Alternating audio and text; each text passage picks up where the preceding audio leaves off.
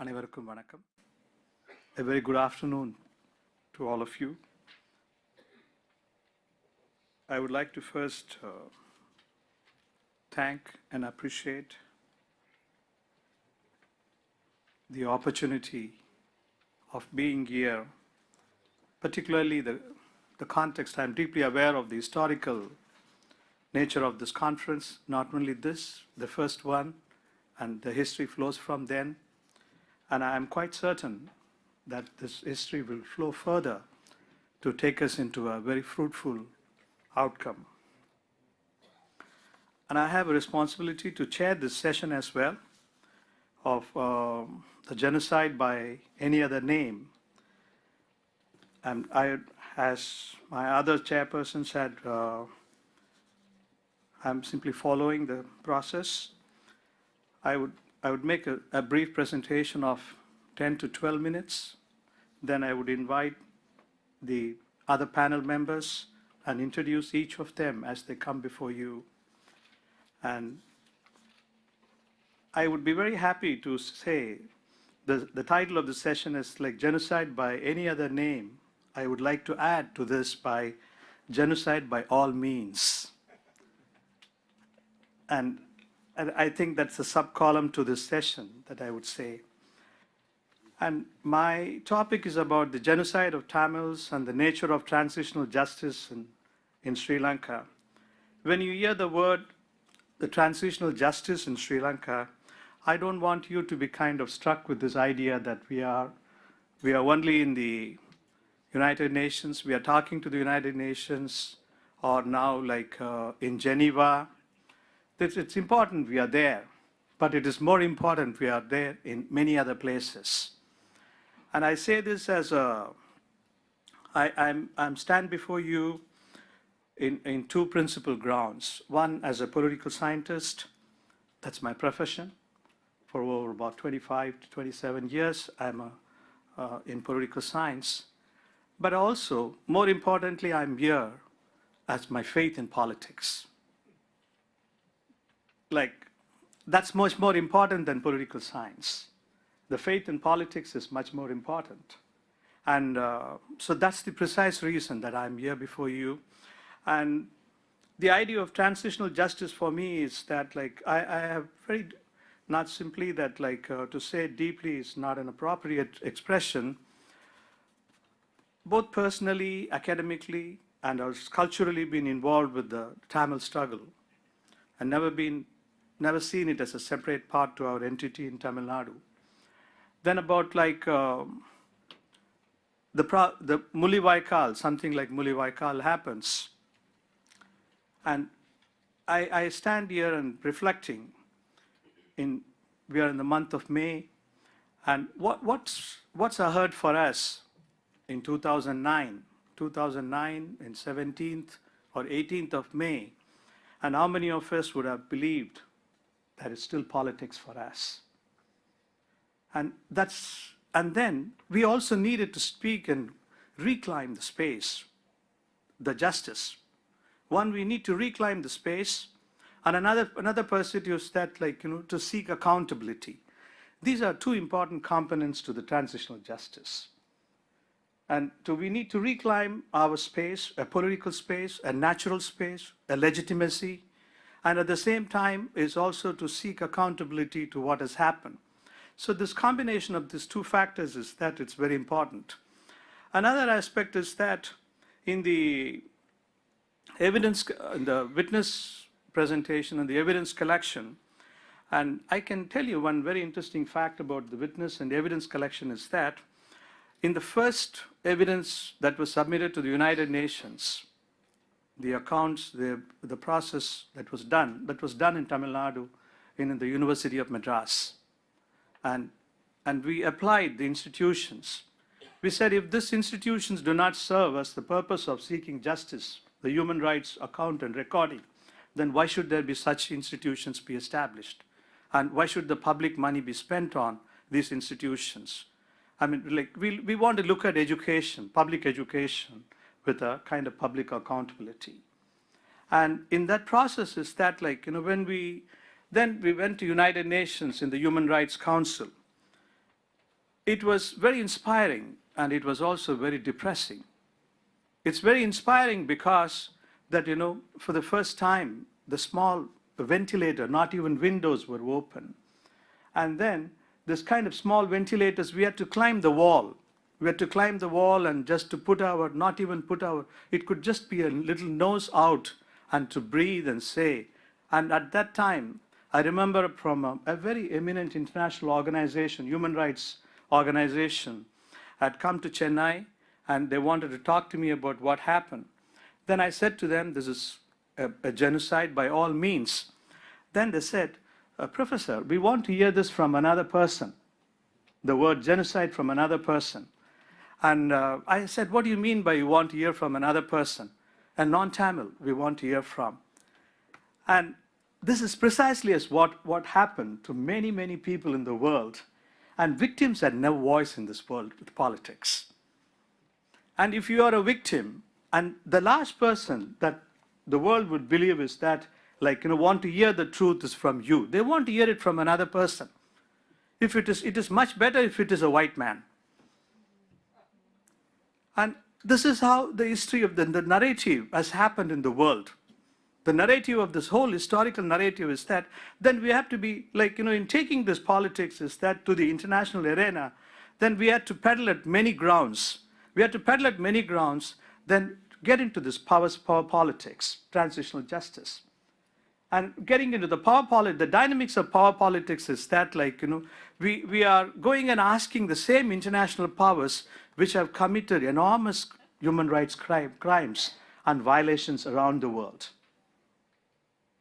I mean, in justice, there are no colors. I say this in another country, and I don't see colors to consciousness. I don't see colors to justice. It's kind of very plain truth. Now, in that process is that, we have to go through this power politics. We have to place our faith in the system.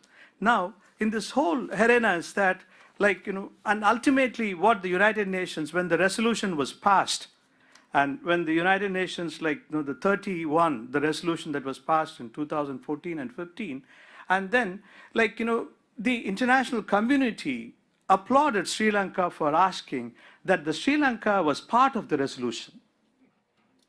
And where could be the parody of irony of any kind of this thing? The country that committed kind of the mass human rights violations was allowed to be part of the resolution. And then they call this entire resolution as a consensus building. Now, my question is that, this is what is my first question to the international community. There is a very, I don't know how familiar you are about the third world, the banking system. It's very easy to borrow a loan from a bank, but it is very tough to stand as a guarantee for the person who is borrowing the loan. I hope you know that system. If you have to sign a guarantee for a person who is borrowing the loan, you stand to accomplish the burden of that loan if the person fails. But now my question to the international community, which follows, worships International Monetary Fund and World Bank and the system, is that 25 of these countries have stood and said that they are co-signatories to this resolution of 31. Now, what do they have to say at this point when the United Nations High Commissioner says Sri Lankan government has completely failed in its commitment in accomplishing or even about taking minimal steps towards this fulfillment of a concept and idea called transitional justice? This is not just one country. 25 countries have to explain to the Tamil community. 25 countries have to explain to the international community why have they co-sponsored the resolution, which says that, it's a consensus resolution. What is the meaning of consensus if that consensus is not going to be followed up? This is the most important question we want to raise. And then they also raise the 4 pillars. I would just take another 4 more minutes. I know I have a panel. And they said about 4 pillars in that resolution, which the right to know, the right to justice, the right to reparations, and the guarantee of non-recurrence. But as you know that, since morning from the speakers we are hearing, the right to know includes about the office of missing persons, the status of missing persons. We know the status of that office. Then for the right to justice is that the international court or like international judges or the hybrid concept. I mean, none of this has ever been followed up. Then the constitutional mechanism is that the Sri Lankan government has insisted on very simple fact is that Sri Lanka not alone be a federal state, and it will be a completely and unitary system. It is a one state, one race unitary model. So when they are talking about unitary system, the international community has to respond to this. The signatories to the resolution, the co-sponsors to the resolution have to be answerable in the next United Nations Human Rights Council or other international bodies. Then the right to reparation is that we're not asking for any kind of reparations in terms of monetary things. We are asking the land. Let the land, the restoration of, unless about the entire struggle is related to land. What is politics without land? I mean, the whole idea of sovereignty is related to land. And the land is related to culture. Culture is the identity. So the entireness of the whole sum is that, like, if 31,000 square miles of kilometers or areas can just be kept under the Sri Lankan government's military, if military can be entered into doing business over the Tamil land, what is this concept of right to reparations? And what is it? What's the meaning of this whole thing? Then the guarantee of non-recurrence is that the very simple fact is that the 13th Amendment, and from 1987, the 13th Amendment to the Constitution has been spoken. And that's what we tell the Indian government in India is that you can't even get a 13th Amendment be passed in Sri Lankan by your influence for all the appeasement, for all the kind of being party to the genocide in Sri Lanka, which Indian government has been. Now, we have not been able to get even 13th Amendment, a constitutional amendment be done. So what do we speak about transitional justice? So that is why I believe this transitional justice, the process should happen at one level, then the politics should be pursued at another level. Because for the simple reason is that, there's a very interesting saying that, unless you speak truth or acknowledge truth, there is no kind of furthering to any development. Sri Lankan government continues to deny its own role in this whole thing. So the entire truth process is that there is another interesting pattern that in the mass violence and violations of human rights, mass crimes against humanity is that in all this there is a very interesting pattern. The pattern is that unrestrained power enjoyed by the state.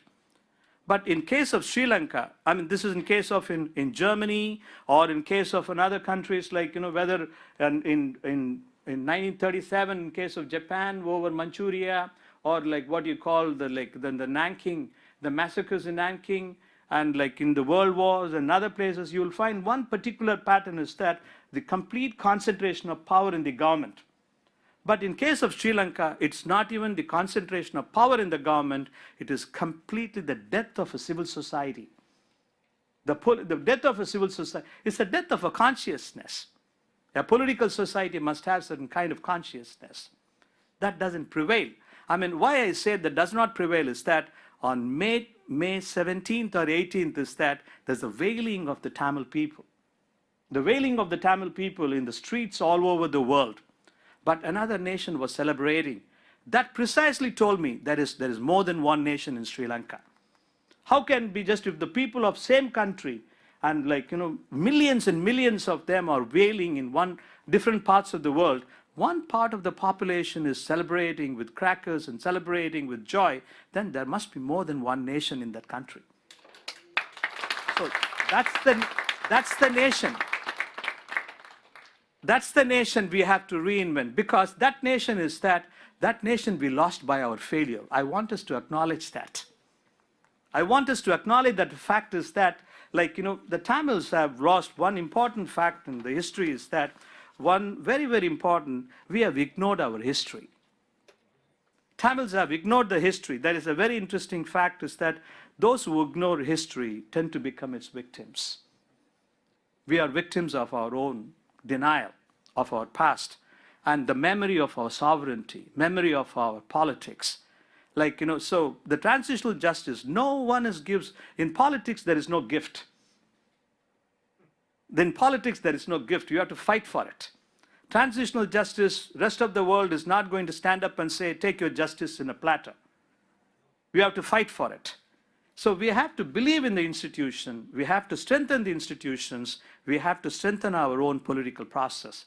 And I know I have a time limitations. I want to thank all of you and for this opportunity at the same time. And I have a more distinguished panel members a part of this panel. And we will still have some time to reflect collectively.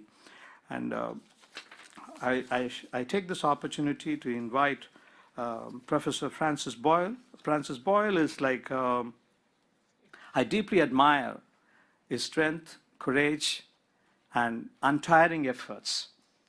And Professor Francis Boyle has been a professor of law at University of Illinois College of Law since 1978, having obtained degrees in political science, law in Harvard, and PhD from Harvard as well.